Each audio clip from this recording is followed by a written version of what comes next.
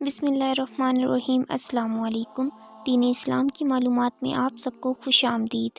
سوال: اگر رات کو روزے کی نیت کر لی اور سو گئے، سحری نہیں کھائی تو کیا روزہ ہو جائے گا؟ جواب: سحری کھانا سنت ہے، تاہم روزے کے صحیح ہونے کے لیے شرط نہیں، لہٰذا بغیر سحری کے بھی روزہ درست ہو جائے گا، خواہ فرض روزہ ہو یا نفلی روزہ ہو۔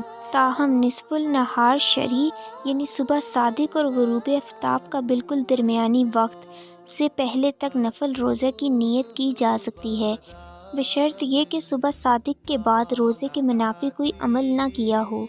اگر نصف النہار تک بھی روزے کی نیت نہیں کی تو اس کے بعد نیت معتبر نہیں ہوگی اور روزہ شمار نہیں ہوگا۔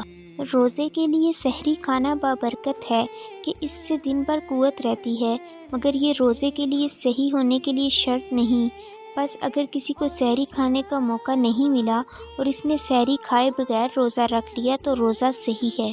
ویڈیو اچھی لگے تو ویڈیو کو لائک، شیئر اور چینل کو سبسکرائب لازمی کریں تاکہ ہماری آنے والی اپڈیٹ آپ کو ملتی رہے۔ شکریہ۔